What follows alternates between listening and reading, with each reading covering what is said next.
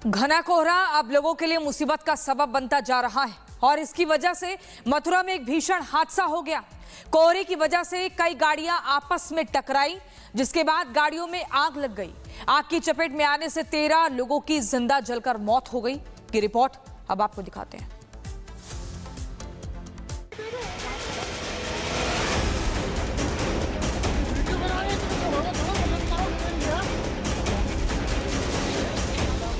कोहरे ने छीन ली जिंदगियां। यमुना एक्सप्रेसवे पर भीषण हादसा, आपस में टकराए कई वाहनों में लगी आग। घने कोहरे की शुरुआत अभी हुई ही है कि इसकी वजह से गंभीर और भीषण हादसे होने शुरू हो गए हैं। भीषण हादसे की ये तस्वीरें उत्तर प्रदेश के मथुरा से आई हैं। यहाँ घने कोहरे के चलते विजिबिलिटी 0 हो गई, जिसका नतीजा ये हुआ कि कई प्राइवेट वाहन आपस में टकराते चले गए। लेकिन इस बार ये टक्कर इतनी जबरदस्त थी कि इसने कई जिंदगियों को हमेशा के लिए खामोश कर दिया। यमुना एक्सप्रेसवे पर 7 बसें और 3 छोटी गाड़ियां आपस में टकरा गई।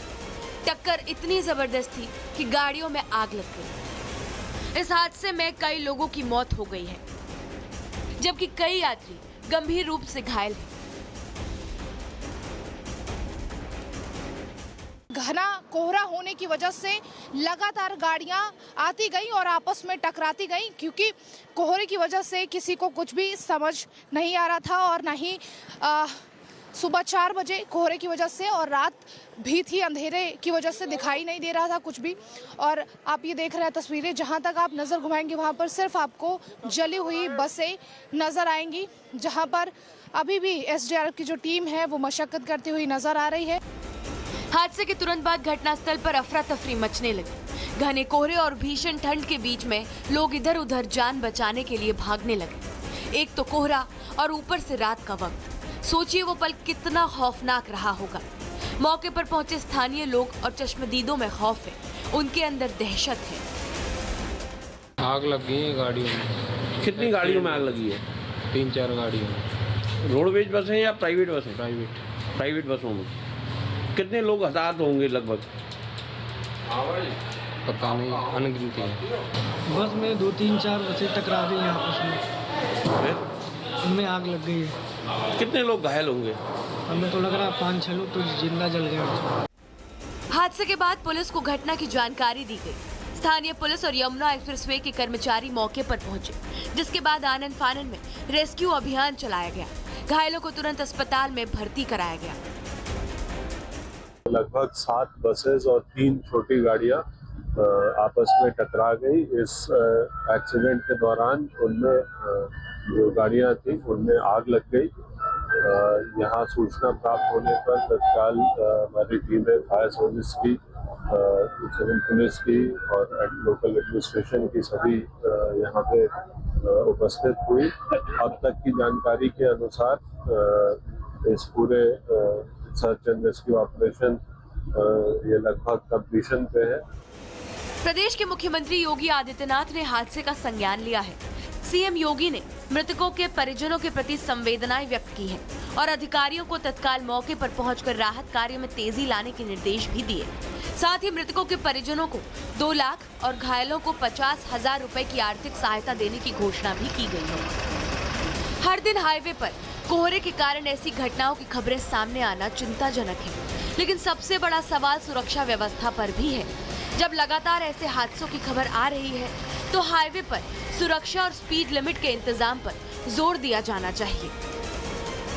Bureau report, Republic Bharat. घना कोहरा अब लोगों के लिए मुसीबत का सबब बनता जा रहा है और इसकी वजह से मथुरा में एक भीषण हादसा हो गया। कोहरे की वजह से कई गाड़ियां आपस में टकराई, जिसके बाद गाड़ियों में आग लग गई। आग की चपेट में आने से 13 लोगों की जिंदा जलकर मौत हो गई की रिपोर्ट अब आपको दिखाते हैं।